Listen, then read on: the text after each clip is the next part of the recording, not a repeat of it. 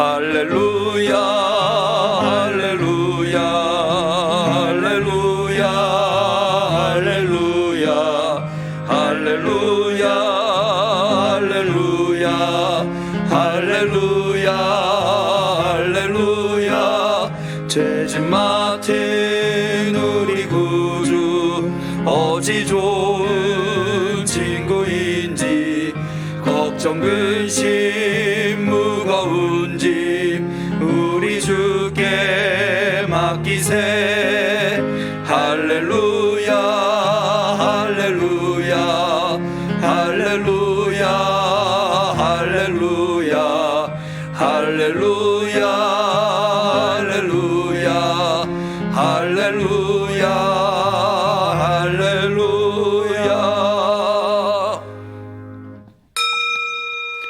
하나님은 영이시니 예배하는 자가 신령과 진정으로 예배할지니라. 아멘.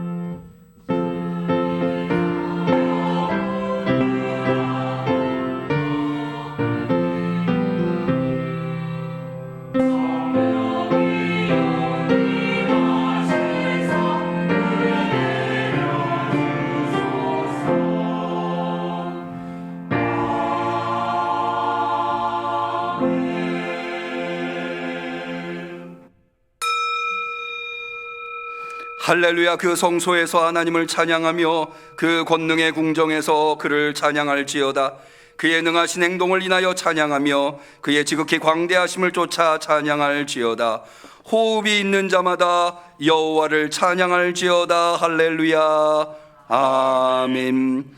우리가 기쁠 때나 슬플 때나 고통스러울 때나 즐거울 때나 변함없이 찬양받으시기에 합당한 하나님 아버지, 하나님께서 우리에게 호흡을 주셨기에 호흡이 있는 날 동안에 주를 찬양합니다. 아니, 호흡이 끊기는 순간에도 주를 찬양하는 마음으로 그렇게 하나님께 영광 올려드리겠다는 결단으로 오늘도 우리 응암교회 성도들 대면으로 비대면으로 주 앞에 나와 예배하오니 우리의 정성을 받아 주시옵소서. 하늘문을 여시고 하나님만이 베푸실 수 있는 그 놀라운 은혜를 허락하여 주시옵소서. 예수님의 이름으로 기도 올려옵나이다.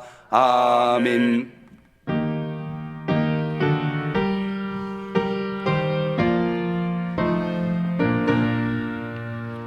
떨면서 바치는 이 작은 예물도 주님은 귀하게 받으시네. 어두운 밤 지나고 새 아침 맞으니 믿음과 소망 늘 주시네.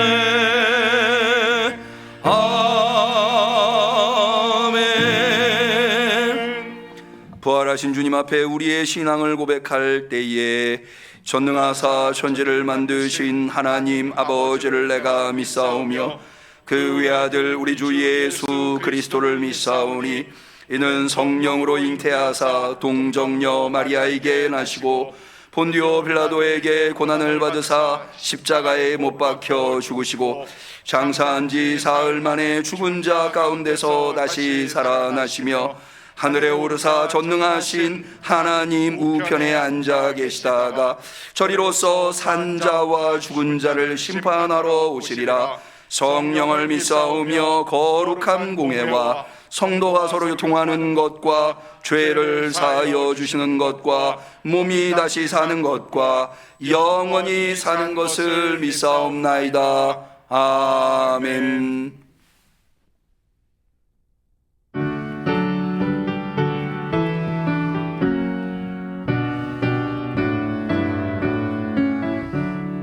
주와 같이 되기를 내가 항상 원하니 온유하고 겸손한 주의 마음 주소서.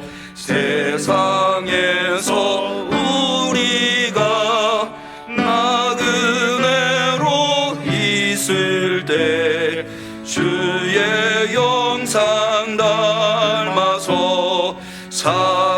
살아가게 하소서. 비록 작은 새라도 잊지 않는 나의 주, 나와 함께 계시어 나를 돌아보소서. 마음이 깨끗하기를 내가 항상 원하니 약한 마음을 버리고 살아가게 하소서. 주와 같이 되기를 내가 항상 원하니 평화로운 주 곁에 편히 쉬게 하소서. 주의 은혜로 거듭나 말씀 위에 굳게서 영원 무궁하도록 주와 함께 살리라. 아멘.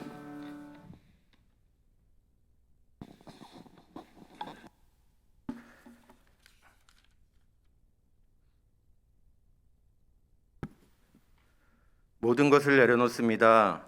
이 시간 지난 한 주간의 낙심과 절망, 무거움들을 모두 내려놓습니다.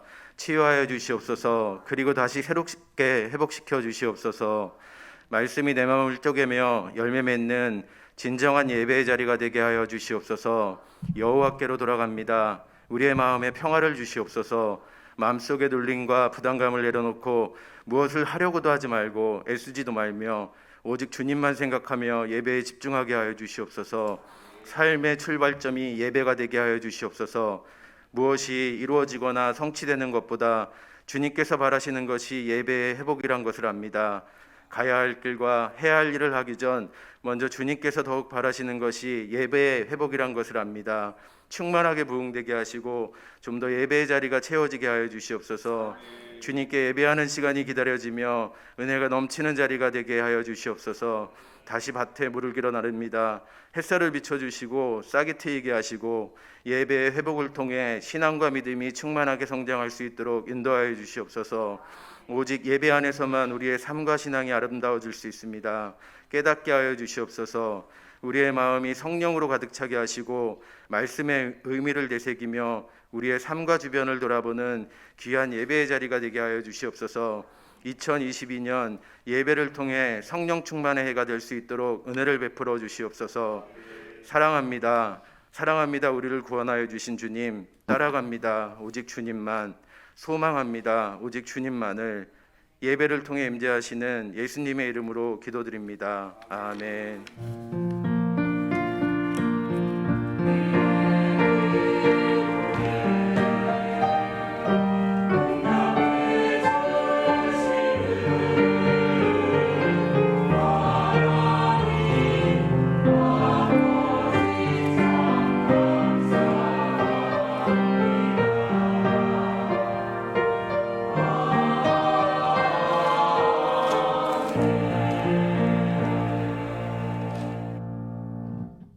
하나님께서 우리의 간절한 기도를 들어주시기를 축원합니다.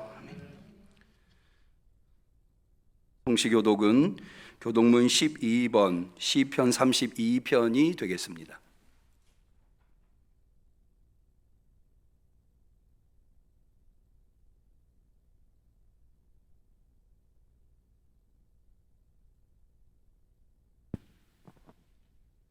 교독문 12번 시편 32편. 허물의 사함을 얻고 그 죄의 가리움을 받은 자는 복이 있도다. 마음에 간사가 없고 여호와께 정죄를 당치 않은 자는 복이 있도다. 내가 토설치 아니할 때에 종일 신음함으로 내 뼈가 쇠하였도다. 주의 손이 주야로 나를 누르시오니 내 진액이 화하여 여름 가물에 마름같이 되었나이다. 주께 내 죄를 아뢰고 내 죄악을 숨기지 아니하였더니 곧 주께서 내 죄의 악을 사하셨나이다. 이로 인하여 무릇 경건한 자는 주를 만날 기회를 타서 주께 기도할지라.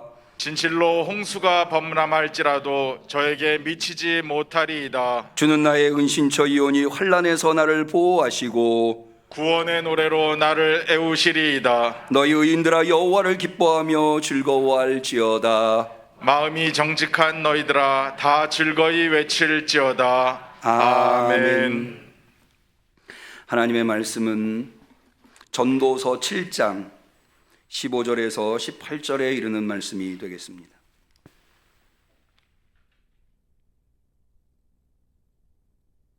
구약성경 953페이지 부활절 후 두 번째 주일에 대면으로 비대면으로 진리 앞에 나와 하나님을 바라보는 우리 성도님들에게 주신 소중한 하나님의 말씀, 전도서 7장 15절에서 18절의 말씀을 우리 같이 한 마음과 한 뜻이 되어서 정성껏 받들어 읽도록 하겠습니다.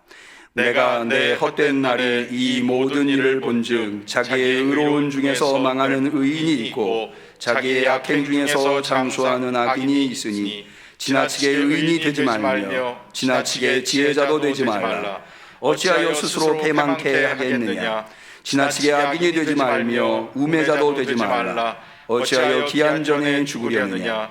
너는 이것을 잡으며 저것을 놓지 마는 것이 좋으니 하나님을 경외하는 자는 이 모든 일에서 벗어날 것임이니라. 이는 하나님의 말씀입니다. 아멘. 시온 찬양대의 특성이 있겠습니다.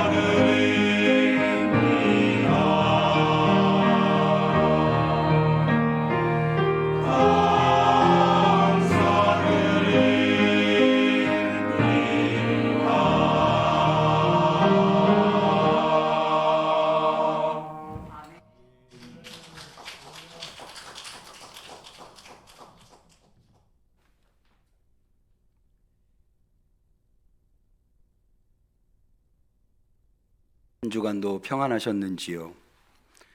진리 앞에 나오신 우리 성도님들을 하나님께서 여러분들의 영혼을 진리가 터치할 수 있도록, 그래서 그 영혼이 만족할 수 있도록 해주시기를 주님의 이름으로 간절히 축원합니다. 진리가 우리의 영혼을 터치하는 것의 중요성을 요즘 저는 느낍니다. 제가 요즘 고민하는 것 중에 하나가 뭐냐면, 내가 영적 존재잖아요. 하나님께서 우리를 영적 존재로 창조하셨는데, 그러니까 나한테는 분명히 내 영혼이 있겠죠. 우리 성도님들 다 영혼이 있지 않겠습니까? 그러니까 우리가 영적 존재라고 하죠.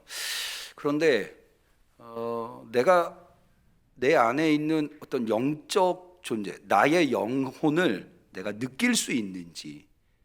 여러분, 예를 들어서 우리 몸이 있지 않습니까? 이거는 뭐 굳이 우리가 느끼려고 하지 않아도 우리 몸이 있음을 우리가 직관적으로 알고 있죠.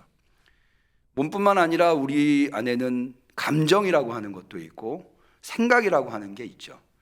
그 감정이나 생각이 있다고 하는 것을 굳이 누군가 설명하지 않아도 우리는 그것을 직관적으로 슬픔을 느끼고 기쁨을 느끼고 하기 때문에, 또 여러 가지 생각이 있기 때문에, 그런 것처럼 우리가 우리 안에 영혼이 있다고 하는 것을 우리가 느끼며 사는가.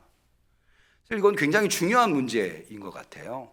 왜냐하면 내가 나의 영혼을 느끼지 못한다면 영적인 삶을 살아가기 어렵겠죠. 어떻게 하면 우리 성도들이 내 몸을 느끼듯, 내 감정과 생각을 느끼듯 내 안에 있는 내 영혼을 내가 느낄 수 있도록 할까? 그런데 한 가지 방법이 생각이 나더라고요. 그게 뭐냐 하면, 여러분, 우리가 평소에는 내가 손가락이 있다랄지 뭐 이런 것들을 생각하지 않잖아요. 잘 느끼지 못하잖아요. 그런데 누가 내 손을 잡으면, 누군가 내 손을 터치하면 내가 이제 손이 있음을 느끼게 되는 거죠. 감정이라고 하는 것도 비슷한 것 같아요. 어떤 감동적인 영화를 본다거나 어떤 감동적인 음악을 들으면 이렇게 감정이 터치가 되는 거죠. 그러면 이제 감정을 느끼게 되는 거죠. 생각이라고 하는 것도 누군가 어떤 이야기를 하면 그걸 생각하게 되죠. 그러니까 그 이야기가, 그 이론이 내 생각을 터치하면 비로소 내가 생각하는 존재이구나라고 하는 것을 깨닫게 되는 거죠. 그러니까는 내 영혼도 무언가가 내 영혼을 터치하면 내가 내 영혼이 있다고 하는 걸 느끼지 않을까. 내 영혼을 터치한다고 하는 것이, 내 영혼을 터치할 수 있는 것이 무엇이 있을까? 저는 무엇보다도 이 진리, 하나님의 말씀이 우리의 영혼을 터치할 수 있는 것이라고 생각이 되더라고요. 그래서 제가 설교를 시작하면서 여러분들한테 말씀드리는 거예요. 진리가 여러분들의 영혼을 터치해서 여러분들이 그 영혼의 만족함을 느낄 수 있었으면 좋겠다. 그런 은혜의 시간이 되시기를 축원합니다. 오늘 제가 여러분과 함께 전도서 7장 15절에서 18절의 말씀을 같이 봉독했는데요. 읽으시면서 이런 말씀이 성경에 있었나? 이런 생각이 들지 않으셨나요? 특별히 16절에 지나치게 의인이 되지 말며 지나치게 지혜자가 되지 말라. 어찌하여 스스로 패망케 하겠느냐. 이 말씀, 여러분 어떻게 읽으실 때 이게 금방 납득이 되시나요? 저는 이 말씀이 마음에 탁 걸리더라고요. 여러분, 우리가 누굽니까? 성도잖아요. 성도의 의미가 뭡니까? 거룩한 무리라고 하는 뜻이지 않습니까? 다시 말해서 우리 성도는 마땅히 의인을 넘어서서 거룩한 존재까지 나아가야 되는 거거든요. 하나님께서 우리한테 말씀하셨잖아요. 내가 거룩하니 너희도 거룩해라. 그러니까 우리는 어떻게든지 최선을 다해서 의인이 될 수 있도록 해야 하는 것 아니겠습니까? 실제로 데살로니가전서 5장 21절 22절에 보면 범사에 하려 좋은 것을 취하고 악은 모든 모양이라도 버려라. 악은 모양이라도 버리는 그런 의인이 되어야 되는 거죠. 그런데 오늘 본문의 16절에 지나치게 의인이 되지 말아라 라고, 더군다나 다른 데도 아니고, 예를 들어서 뭐 이런 말씀이 논어나 뭐 불경이나 이런 데 있다면 뭐 그럴 수 있겠다 이런 생각이 되는데, 이 말씀이 어디에 있어요? 성경에. 전도서도 성경이니까. 왜 이런 말씀이 여기 있는 걸까? 여기엔 분명히 의미가 있을 텐데 이 말씀의 의미는 무엇일까? 왜 성도가 읽는 하나님의 말씀이라고 믿고 읽고 배우는 성경에 지나치게 의인이 되지 말고 지나치게 지혜자가 되지 말아라 라고 하는 가르침이 있는 것인가? 특별히 전도서는 지혜서 중에 하나 아닙니까? 여러분, 지혜서에서 우리에게 가르쳐주고 있는 핵심이 무엇입니까? 지혜만한 게 없다는 거거든요. 지혜가 최고라고 하는 거거든요. 잠언 3장 13절에 보면 지혜를 얻은 자와 명철을 얻은 자는 복이 있나니 이는 지혜를 얻은 것이 은을 얻은 것보다 낫고 그 이익이 정금보다 낫도다. 지혜는 진주보다 귀하니 너의 사모하는 모든 것으로 이게 비교할 수 없다. 무슨 얘기예요? 지혜만한 게 없다는 거예요. 인생에서 최고가 지혜라는 거죠. 그 우편에는 장수가 있고 그 좌편에는 부귀가 있다. 지혜의 자는요, 오른손에는 부귀를 갖고, 오른손에는 장수를 갖고 왼손에는 부귀가 있다는 거예요. 이만한 게 어디 있습니까? 심지어 이렇게 이야기하고 있습니다. 18절에 지혜는 그 얻은 자에게 생명나무라. 지혜를 가진 자는 복되도다. 생명나무라는 거예요. 여러분, 인간은 사실은 생명나무를 상실했죠. 에덴 동산에 있었으나 범죄함으로 말미암아 상실했죠. 그런데 지혜를 얻게 되면 생명나무를 얻는다는 거예요. 얼마나 이게 소중하고 꼭 얻어야 되겠죠. 그런데 오늘 전도서 7장 16절에는 지나치게 의인이 되지 말고 지나치게 지혜자가 되지 말아라 라고 가르쳐주고 있다는 거예요. 이게 무슨 의미일까 고민하던 차에 제가 그래서 전도서를 쭉 처음부터 다시 한 번 더 읽어봤어요. 그런데 전도서의 특징이 있습니다. 전도서가 추구하는 지혜가 있어요. 여러분, 구약 성경에는 세 권의 지혜서가 있습니다. 잠언, 욥기, 전도서 이렇게 세 권이 있는데요. 이 세 권의 기본이 되는 지혜서는 잠언입니다. 잠언에는 구구절절 지혜가 최고고 의인이 되어야 복된 삶을 산다라고 가르쳐주고 있습니다. 그런데 그걸로 충분치 않은지 욥기가 있고 전도서가 또 지혜서로 나오는 거예요. 사실은 그 이유가 있습니다. 이 욥기와 전도서는 잠언이 가르쳐주고 있는 지혜에 대한 문제 제기를 하는 겁니다. 왜 문제 제기를 하느냐? 지혜가 최고고 그래서 의인이 형통하고 잘 된다고 하는데 현실을 보니까 그렇지 않더라는 거예요. 어느 때는 의인이 더 큰 고난에 빠지더라는 거죠. 그게 바로 욥인 거죠. 그래서 욥기는 처음부터 끝까지 그 세 친구들과 함께 씨름하고 있는 문제가 뭐냐면 왜 의인이 고난을 받는가? 이건 사실은 예수님의 십자가의 문제와도 깊은 관련이 있습니다. 예수님은 의인이셨지만 십자가의 고난을 받으셨죠. 지혜서가 가르쳐주고 있는 것과는 다른 현상이 나타나는 거죠. 그것에 대해서 씨름하고 있는 게 욥기입니다. 전도서는 뭐에 대해서 씨름하고 있느냐? 아까 말씀드린 대로 지혜만한 것이 없다. 지혜가 있으면 오른손에 장수가 있고 왼손에 부귀가 있다. 지혜가 생명나무다라고 말하는데 정말 지혜가 그렇게 탁월하고 좋은 것인가? 여기에 대한 문제 제기를 하고 있는 거예요. 현실을 보니까 지혜를 많이 가지고 있다는 자들이 인생에서 그렇게 탁월하지 않더라는 거예요. 그러니까는 이런 거죠. 지혜를 얻기에 지혜를 우리가 공부하는 게 얼마나 힘듭니까? 지혜를 얻으려고 공부를 하는 거죠. 그런데 그렇게 힘들고 애쓰게 노력해서 모든 것을 희생하면서 지혜를 얻으려고 해서 얻어진 지혜로 할 수 있는 게 그렇게 많지 않더라는 거예요. 예전에 이런 일이 있었습니다. 사회적으로 이슈가 된 한 가지 문제가 있었는데 아파트 단지 안에서 어떤 아주머니가 단지 사이를 지나가다가 벽돌에 머리를 맞아서 돌아가신 거예요. 그래서 아니 왜 갑자기 하늘에서 벽돌이 떨어졌을까? 그래서 이 사건으로 이 전문가라고 하는 사람들이 한 67명이 나와가지고 이걸 논의를 합니다. 근데 이제 이 아주머니가 그 아파트에서 다니는 길고양이들한테 먹을 것을 좀 줬대. 그것 때문에 아파트 단지에서 이 아주머니와 좀 시비가 있었나 봐요. 그래서 그 전문가들이 하는 이야기가 길고양이한테 먹을 것을 주는 것이 좋은지 안 좋은지, 옳은 건지 틀린 건지, 이것에 대해서 논의를 하는 거예요. 뭐 한쪽은 길고양이한테 먹을 것을 줘야 된다, 한쪽에서는 주면 안 된다. 이 전문가들이라는 사람들이 나와서 갑론을박을 하는 거죠. 그런데요, 나중에 사실이 밝혀졌는데 이 아주머니가 왜 돌아가셨느냐?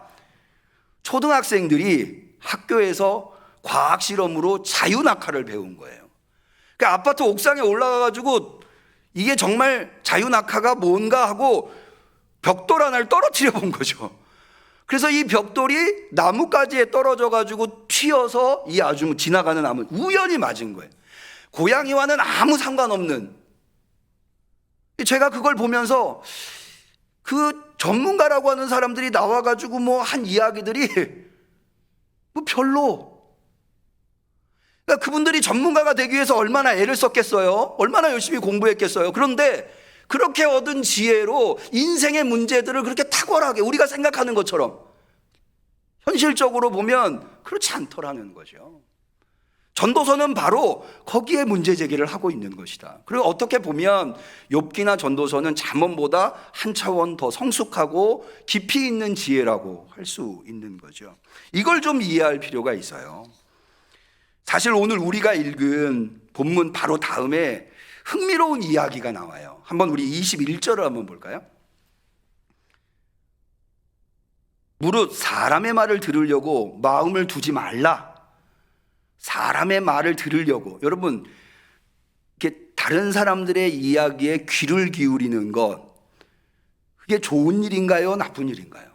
좋은 일이죠. 누군가의 말을 세심하게 귀를 기울여서 귀 기울여 듣는 것이 필요하죠. 그런데 여기는 뭐라고 얘기하냐면 사람의 말을 들으려고 마음을 두지 말라는 거예요. 왜 그러냐? 그러다 보면 내 종이 너를 저주하는 것을 들으리라. 다른 사람이 뭐라고 얘기하나 너무 귀 기울여 듣다 보면 다른 사람이 내 욕하는 것도 듣게 된다는 거예요. 그럼 속상하잖아요. 네. 그런데 여기서 한 걸음 더 나갑니다. 22절 볼까요? 너도 가끔 사람을 저주하는 것을 내 마음이 아느니라. 너도 그렇지 않냐? 다른 사람들이 너 욕하는 거 그럴 수 있다. 그러니까 이것저것 속상하지 않으려면 너무 다른 사람들이 하는 말에 귀를 기울이지 마. 뭘 말씀드리려고 하는 거 아니? 지혜가 이야기하고 있는 것을 한 번 더 생각해 보라는 거예요. 그게 정말 지혜인지, 정말 지혜가 뭔지. 자, 그런 관점에서 의롭게 된다고 하는 것이 무슨 의미인가?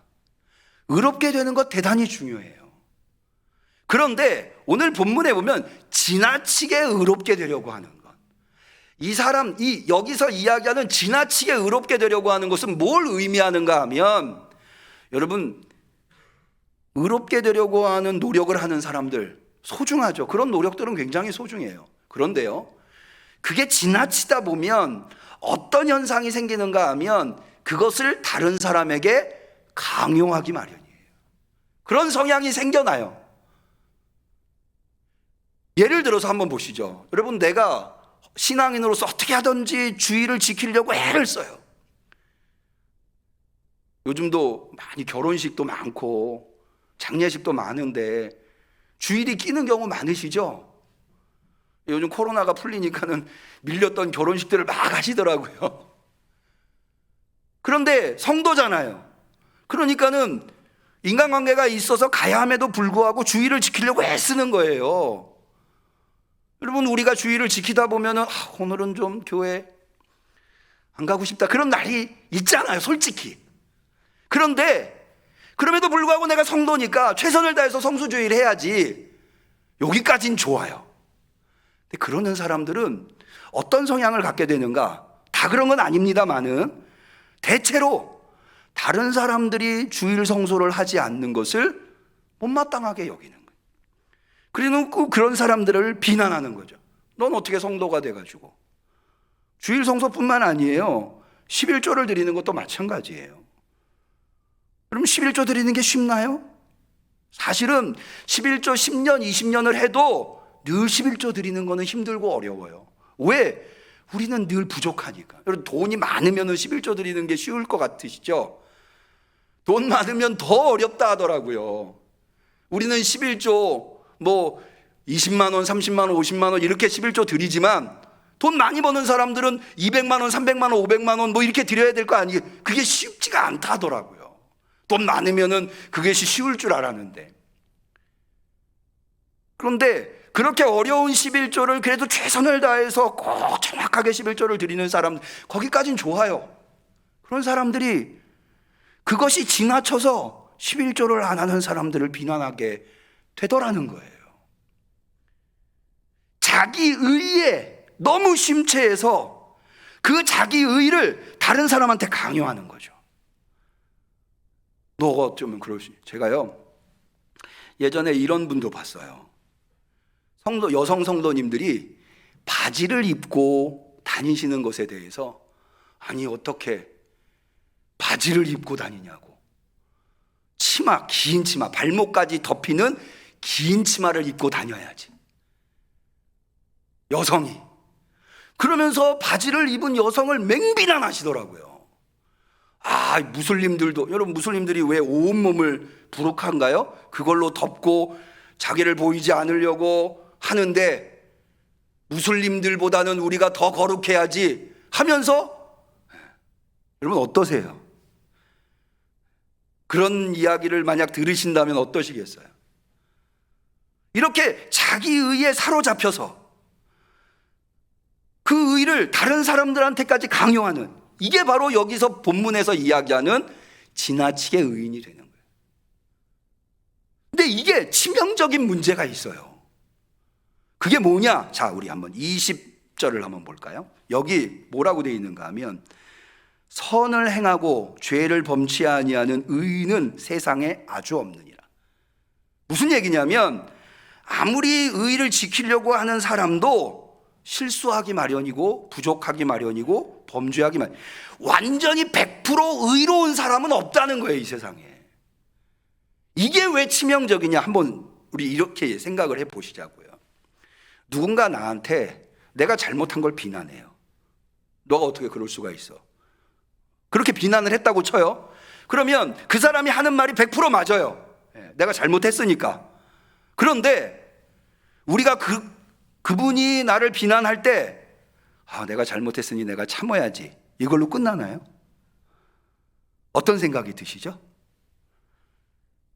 속으로 말은, 내가 잘못했으니까 말은 안 해도 속으로 너는 뭐 다 잘하냐? 이런 생각 들지 않나요? 아니, 거기서 끝나는 것도 아니고 더 나아가서 너도 잘못할 때 한번 보자, 이렇게 되는 거죠. 그렇게 되면 어떻게 되느냐? 만약 그 사람이 잘못하는 것이 발견을 하면 대번에 또 그 사람 비난하겠죠? 그럼 그 사람은 또 어떻게 하겠어요? 또 나를 그렇게 생각하겠죠. 그러면 어떤 관계가 돼요? 원수 관계가 되는 거예요. 그러니까 여기 지금 이야기하는 과도한 의인이 되려고 하는 것, 그것은 과도한 지혜자가 되려고 하는 것, 그것은 스스로 망하게 하느니라. 결국에는 관계가 훼손되고 나도 똑같이 당하게 되고, 그렇게 해서 삶이 무너져 버리게 된다 라고 하는 것을 가르쳐주고 있는 거예요. 여러분, 이에 대해서는 전도서뿐만 아니라 예수님께서도 여러 차례 말씀하신 바 있으세요. 여러분, 감사하는 게 얼마나 소중합니까? 신앙인한테는 감사만큼 소중한 것도 없죠. 데살로니가전서 5장, 항상 기뻐하라, 쉬지 말고 기도하라, 모든 일에 감사하라는 거예요. 모든 일에. 그런데요, 예수님께서 감사를 한 사람 중에 그 사람은 감사를 했어도 의롭지 않다고 평가하신 사람이 있어요. 이게 바로 바리새인과 세리의 이야기에서 누가복음 18장에 나옵니다. 이야기가 이렇게 돼 있어요. 바리새인은 서서 따로 기도하여 하나님이여 나는 다른 사람들 곧 토색, 불의, 간음을 하는 자들과 같이 아니하고 이 세리와도 같이 아니함을 감사하나이다. 감사했잖아요. 그러면서 뭐라고 기도하는가 하면 나는 일에 2번씩 금식하고 소득의 11조를 드리나이다. 아까 말씀드린 대로 여러분 금식하는 게 쉽나요? 신앙으로 살려고 애쓰는 모습이죠. 11조 드리는 게 쉽나요? 신앙적인 결단인 거죠. 그런데 여기까지 하면 참 좋은데 이 바리새인이 하는 게 뭐예요? 저 세리와 같지 않고 불의하고 토색하는 그런 사람들과 같지 않아서 감사. 그러니까는 자기의 감사가 무엇을 기반으로 하고 있느냐? 다른 사람들을 비난하고 평가하는 것을 기반으로 하고 있는 거예요. 그런데요, 대조적인 한 사람이 또 나오는데 세리예요. 세리는 멀리 서서 감히 눈을 들어 하늘을 우러러보지 못하고 다만 가슴을 치며 가로되 하나님이여 불쌍히 여기소서 나는 죄인이로소이다. 그 사람은 감사하지 않았어요. 오히려 하나님 앞에 자기가 범죄자이기 때문에 하나님 앞에 제대로 나가지도 못하고 엎드려 기도하는 거예요. 그런데요, 예수님 뭐라고 평가하시냐? 내가 너희에게 이르노니 이 사람은 세리를 얘기해요. 저 사람보다 바리새인을 얘기해요. 의롭다 하심을 받고 집에 내려갔느니라. 누가 의롭게 됐대요? 바리새인이 아니라 세리라는 거예요. 이게 치명적인 거죠. 산상설교에 예수님께서 말씀하죠. 여러분 잘 아실 거예요. 남의 눈에 티를 뽑기 전에 먼저 뭐 하라고요? 네 눈에 들보부터 뽑아라. 비판을 받지 아니하려거든 비판하지 말라. 너희의 비판하는 그 비판으로 너희가 비판을 받을 것이요 너희의 헤아리는 그 헤아림으로 너희가 헤아림을 받을 것이니라. 이게 이제 치명적이라는 거죠. 바울도 역시 마찬가지입니다. 바울은 로마서 14장에 유대 그리스도인들이 이방 그리스도인들을 비난하는 것을 두고 이렇게 이야기해요. 남의 하인을 비난하는 너는 누구냐? 이방 그리스도인들이 비록 율법을 지키지 않고 할례를 행하지 않는다 하더라도 하나님이 그들을 자녀로 예수 그리스도를 통해서 맞아주셨다는 거예요. 세워주셨다는 거죠. 그런데 왜 무슨 자격으로 너가 하나님의 사람을 비난하느냐?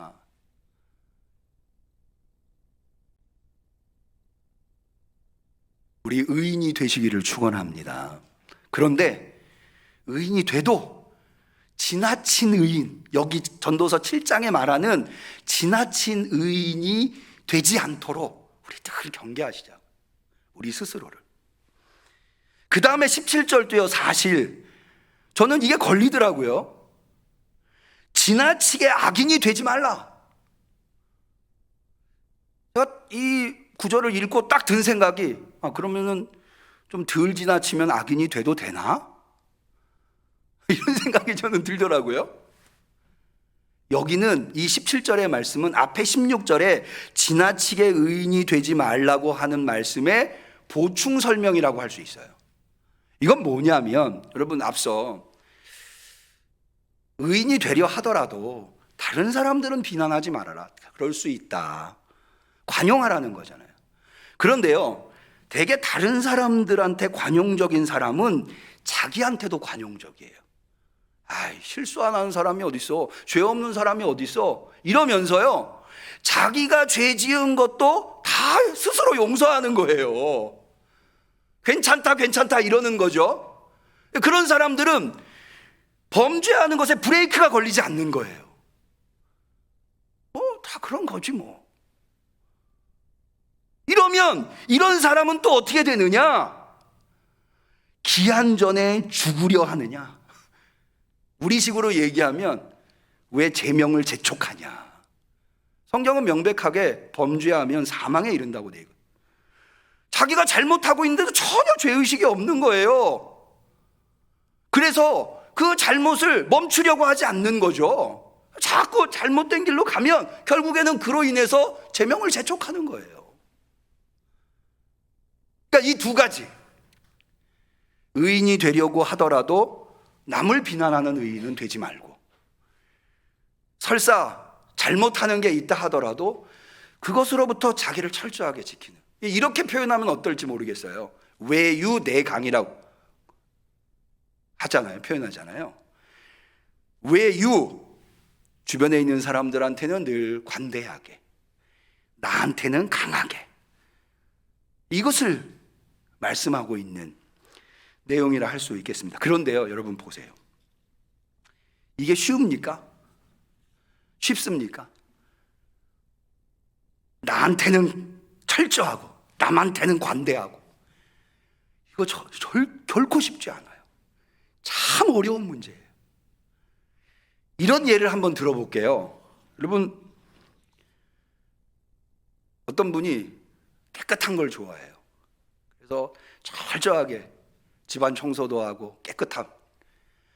그런데 다른 식구들은 그렇게 하지 않아요. 뭐 보는 대로 어지럽히고.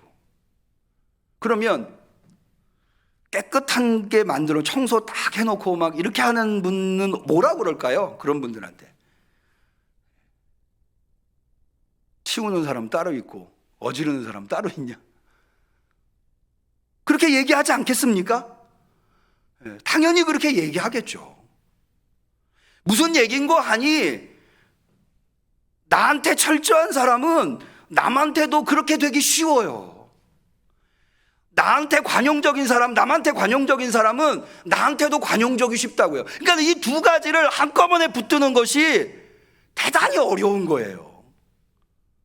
이 두 가지를 붙들어야 되는데, 지나친 의인도 되지 말아야 되고, 그렇다고 해서 지나친 악인도 되지 말아야 되는데, 우리는 그렇게 하기가 굉장히 어려운 거죠. 그래서요, 이 전도서는 방법을 알려줬어요. 그렇게 할 수 있는, 이 두 가지를 잃지 않는 방법, 지나친 의인이 되지 않을 수 있는 방법, 그러면서 동시에 지나친 악인도 되지 않을 수 있는 방법. 자, 그게 18절입니다. 한번 보죠.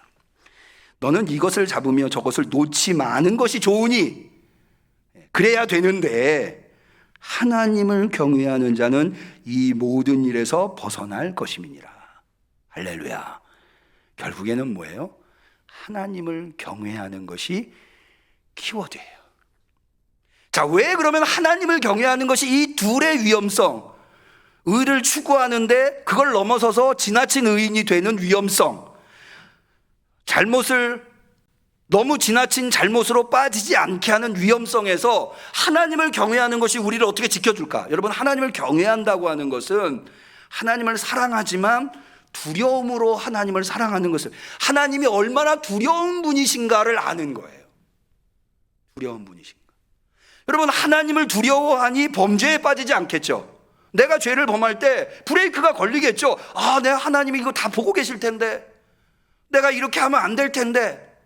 하나님을 두려워하면 그렇게 되겠죠. 동시에 여러분, 하나님을 두려워하면 내가 누군가를 비난하려고 할 때, 하나님이 나를 심판으로, 내가 하듯이 나를 심판으로 대하시면 어떡하나, 그런 생각이 들겠죠. 예수님께서도 그래서 주기도문에 말씀하셨잖아요. 내가 나에게 죄 지은 죄를 용서한 것 같이 내 죄를 용서해달라. 그러니까는 하나님을 매 순간마다 생각하면서 그분이 얼마나 두려우신, 그분이 얼마나 어미하시고 그분이 얼마나 위대하신 분인가를 늘 생각하는 사람은 이 두 가지 위험성에 빠지지 않고 잘 갈 수가 있는 거죠. 좌로나 우로나 치우치지 않고. 저는 이거를 보면서 베드로가 생각이 나더라고요. 풍랑이 일는 바다 위에 뛰어든 베드로, 예수님을 바라보면서 걷는 베드로. 여러분, 어쩌면 우리 그리스도인들은요, 죄악의 풍랑이 일고 있는 바다 위에 뛰어든 사람들일런지 몰라요. 거기에서 죄악에 빠지지 않겠노라고, 물에 빠지지 않는 베드로처럼 죄악에 빠지지 않겠노라고 자신을 지켜가면서 애써가면서, 그렇다고 해서 우리는 당장에 천국에 올라갈 수는 없죠. 그러니까 방법은 뭐냐면, 풍랑이 일른다 하더라도 그 위에 물에도 빠지지 않고 물 밖으로도 나오지 않는, 주님이 허락하시는 날 동안에는 무리를 걸어가야 하는 입장에 있는 우리들일런지 모르겠어요. 그런데요, 여러분, 베드로는 어떻게 무리를 걸었나요? 자신의 힘과 자신의 능력과 자신의 결단으로 베드로가 무리를 걸었나요? 아니에요. 베드로가 무리를 걸을 수 있었던 힘은 오직 예수 그리스도를 바라볼 때, 예수 그리스도를 놓치는 순간 베드로는 물에 빠졌어요. 예수 그리스도를 바라보는 것, 그것만이 우리를 이 두 가지 위험에서 지켜주는 유일한 방법이다. 여러분, 우리 성도님들 주님을 바라보실 수 있기를 바랍니다. 여호와를 경외하시기를 바라요. 그래서 여러분, 이 정말 지혜, 겉똑똑이 말고 진짜 지혜로운, 진짜 의인, 하나님이 인정해 주시. 여러분, 우리가 하나님 앞에 가서 하나님의 심판으로 따지자면 구원받을 수 있는 사람은 아무도 없어요. 우리는 다 부족하니까. 하나님의 심판 앞에 섰을 때 우리는 다 하나님의 은혜와 긍휼을 입어야 돼요. 우리 응암교회 성도님들은 하나님의 긍휼과 은혜를 입을 수 있으시기를 축원합니다. 그러려면은 내가 지나치게 의인에 빠지거나 지나치게 악인에 빠지지 말아야 하는 거죠. 여러분, 이 본문의 말씀에 제목이 있어요. 이 전도서 7장 이 15절에서 18절 말씀에 이런 제목이 붙어 있어요. 중용의 신앙. 중용이라는 말 들어보셨죠? 중용이라고 하는 게 무엇입니까? 넘침도 없고 부족함이 없는 적당한, 우리 성경적으로 표현하면 좌로나 우로나 치우치지 않는. 근데 왜 여기에 중용의 신앙이라는 제목이 붙었을까? 한번 생각해 봤어요. 그러다가 제가 이 중용이라고 하는 말이 무슨 의미인가? 우리는 그냥 가운데 중자에 쓸 용자 혹은 떳떳할 용자를 쓰거든요. 근데 사실은 이 가운데 중자라고 하는 것이 대단히 심오한 단어예요. 그래서 이 한문권에 있는 이 중국을 중국이라고 할 때 가운데 중자를 쓰잖아요. 이 가운데 중자가 굉장히 심오한 단어인데, 이 중용이라고 하는 말의 의미가 뭘까? 제가 찾아보다가 이 성균관대 유생대학원의 원장님이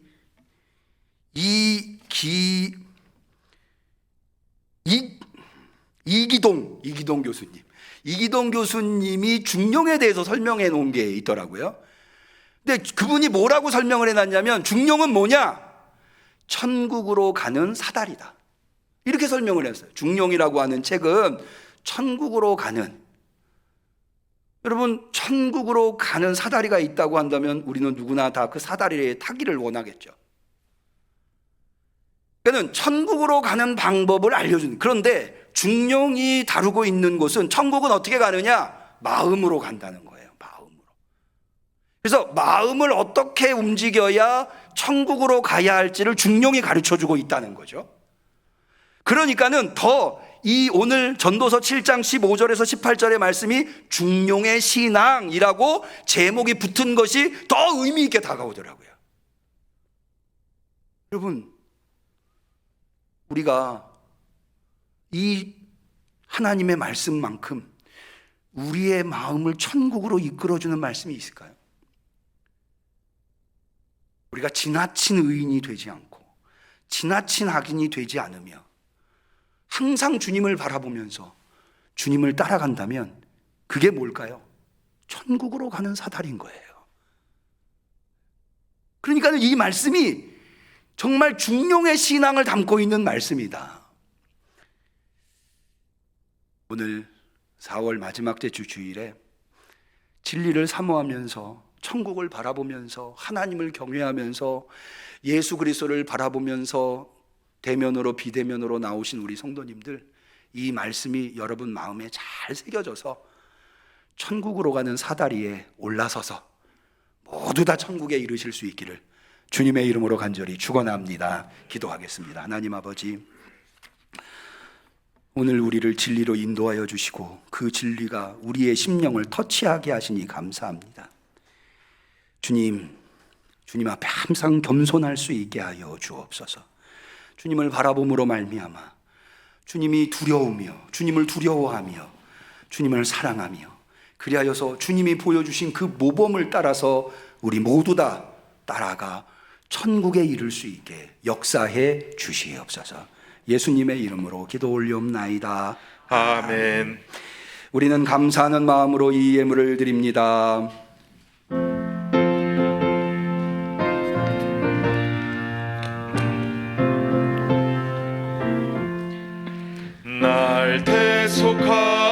하신 예수께 내 생명 모두 드리니 늘 진실하게 하소서. 내 구주 예수여, 나 구주 위해 살리라. 내 기쁨 한량 없으리. 내 갈 길 인도하소서. 내 구주 예수여, 주 십자가에 달리사 날 자유하게 했으니 내 몸과 마음을 주 위에 다스게 하소서. 나 구주 위해 살리라.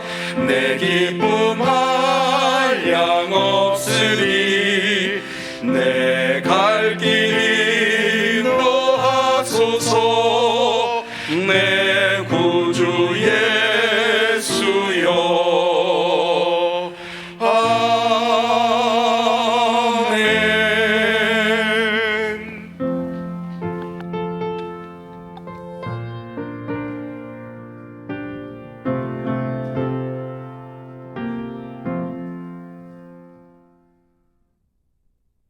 주님 앞에 귀한 예물 드린 손길이 있습니다. 11조 예물, 선교원금, 복지원금, 건축원금, 주정원금, 성미 이영욱 권사님, 범사에 감사합니다. 박정예 권사님, 은혜 충만하게 하소서, 성령 충만하게 하소서, 항상 감사하게 하소서. 박선영 권사님, 신일 이한 100일 감사합니다. 건강하게 하시니 감사합니다. 한만순 권사님, 혜리와 예서의 삶을 주관하시고 책임져 주옵소서. 김상종, 김명 집사님, 감사합니다. 건축원금을 해주셨는데 성함을 안 쓰셨네요. 김영삼 집사님 가정에서 장례를 치르고 성도님들의 많은 도움과 하나님의 은혜에 감사한 예물을 드린 줄로 압니다. 생일 감사원금 양윤진 성도님, 범사에 감사합니다. 이완순 집사님, 성지선 집사님, 이정훈 전정미 집사님, 정영숙 권사님, 기도 올리겠습니다. 하나님 아버지, 하나님이 베푸신 은혜에 늘 감사하며 감격하며 오늘도 주님 바라보면서 천국을 향해 나오는 것 같은 기쁜 마음으로 주 앞에 나와 예배에 올리되 정성껏 준비한 예물을 주 앞에 드리나이다. 주여, 우리 성도들이 드린 예물이 이 종의 손에 있지만 우리 성도들은 전지전능하신 하나님 손에 있다 믿사오니 믿음대로 되게 하옵소서. 주님, 우리 손에 있으면 적은 예물이지만 하나님 손에 들리면 위대한 예물이 될 줄로 믿습니다. 많은 사람들이 결핍으로 아우성하고 있지만 그러나 이 예물이 쓰여서 그들을 채워주며 충만하게 그들을 이끌어줄 수 있는 예물이 되게 하여 주시옵소서. 드린 손길을 또한 축복해 주시기를 원하나이다. 주님, 저들이 넉넉하여 드린 것 아닌 줄 주님이 너무나도 잘 아십니다. 여기에 담겨있는 기도의 제목, 눈물, 땀방울 주님 다 헤아려 주시옵시고 그들이 손으로 하는 일마다 형통케 하시사 이 결핍의 시대에 사르밧 과부의 집에 밀가루통에 밀가루가 마르지 아니하고 기름병에 기름이 마르지 아니하였던 것처럼 우리 성도들의 삶에 마름이 없는 하나님의 은혜와 물질을 공급하여 주시옵소서. 그리하여서 맡겨주신 사명을 온전히 감당하기에 부족함이 없게 도와주옵소서. 아버지 하나님, 오늘 대면으로 비대면으로 예배 드릴 때에 마음속에 무엇이 우리 성도들의 마음속에 있습니까? 주님, 저들 속에 근심과 걱정과 염려와 세상의 무거운 짐들이 있다면 수고하고 무거운 짐진 자들아 다 내게로 오라 내가 너희를 쉬게 하리라 하신 주님의 말씀에 의하여 다 그 염려와 걱정들이 사라지게 하여 주시옵소서. 그 문제가 아무리 크더라도 그거보다 더 위대하시고 능하신 하나님 바라보며 승리할 수 있도록 역사하여 주시옵소서. 간절히 축복하며 예수님의 이름으로 기도 올리옵나이다. 아멘.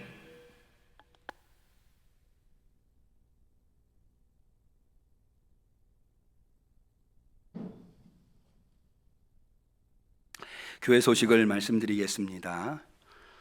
금주에 생일이신 분이 계시네요. 우리 김영 집사님과 양윤진 성도님께서 이번 주에 생일이십니다.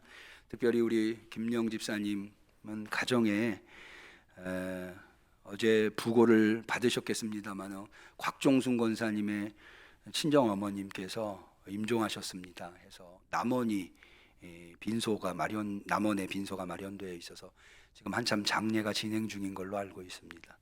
성도님들께서 장례가 잘 마치고 유족들이 위로를 받을 수 있도록 기도해 주시면 감사하겠습니다. 지난 주간에 또 안타까운 소식이 있었죠. 우리 고 김영경 성도님께서 유명을 달리하셨습니다. 우리 성도님들께서 많이 이 유족들을, 김영삼 집사님을 비롯해서 유족들을 위로하고자 찾아와 주시고 위로해 주시고 협조해 주셔서 장례가 잘 마무리가 되었습니다. 유족들의 감사를 제가 대신 전합니다. 다음 주는 어린이 주일입니다. 매년 우리가 어린이 주일에는 헌화식을 하고 있습니다. 올해 헌화 대상자는 우리 정의채 김승희 집사님 가정의 정루아 아기고요. 엄성진 이일의 집사님 가정에 임하임 2명의 아이가 되겠습니다. 다음 주에 예배에 참여하실 때 이 두 아이가 헌화식을 통해서 평생 주님 안에서 살아갈 수 있도록 기도해 주시면서 축복해 주시면서 참여해 주시면 감사하겠습니다. 오랜만에 우리 아동부가 어린이 주일을 맞이해서 그간의 코로나 때문에 야유회를 갖지 못하다가 돌아온 주 어린이 주일에는 이제는 코로나 방역이 많이 해제되어서 야유회를 계획하고 있습니다. 파주의 한일랜드라고 아이들이 아주 즐거워하는 곳이 있나 봐요. 거기로 아동부 예배 후에 다녀온다고 합니다. 성도님 잘 다녀오고 우리 아이들이 즐거운 추억 많이 만들고 올 수 있도록 기도해 주시고 관심 가져주시면 감사하겠습니다. 연합구역 예배 시간이 돌아오는 주부터 변경됩니다. 10시에서 11시로. 원래 우리가 연합구역 예배를 마치고 나면 교회에서 식사를 했는데 교회 취식이 금지되어서 식사를 못해서 1시간을 땡겨서 10시에 연합구역 예배를 드리다가 이제 내일부터 교회에서 취식이 가능하게 돼서 시범적으로 연합구역 예배부터 식사를 시작해 보려고 합니다. 그래서 11시에 예배를 드리고 같이 점심 식사를 나누는 것으로 그렇게 시범적으로 운영을 하고 큰 문제가 없는 경우에 이것을 확장해서 이제 앞으로 방역 단계랄지 코로나 상황을 고려해서 예배들도 이렇게 정상화될 수 있도록 하려고 합니다. 기억하시고 많이 참여해 주시면 감사하겠습니다. 나머지 광고는 드린 순서지를 참고하시고요. 우리 서로를 축복하는 축복의 노래 사랑하는 자여 같이 찬양하겠습니다.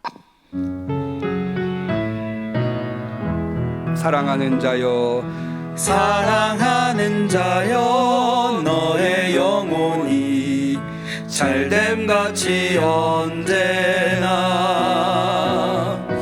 범사에 잘되고 강건하기를 내가 간구하노라. 우리 하나님께 영광의 박수 올립니다.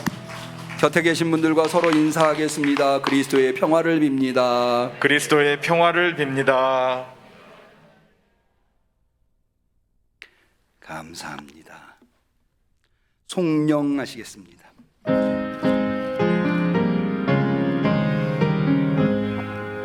만복의 근원 하나님 온 백성 찬송 드리고 조천사여 찬송하세 찬송 성부 성자 성령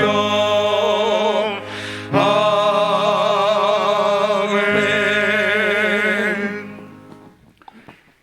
우리에게 천국 문을 열어주시고 천국으로 인도하여 주시는 참 지혜를 가르쳐 주시는 예수 그리스도의 은혜와 하나님 아버지의 사랑과 성령님의 교통하심 충만하심 역사하심이 주님을 바라보며 주님을 따라서 우리가 결단하고 천국으로 가기로 마음 다지는 성도들 머리 위에, 우리 응암교회 위에 지금부터 영원까지 함께 하시기를 간절히 축원하옵나이다. 아멘.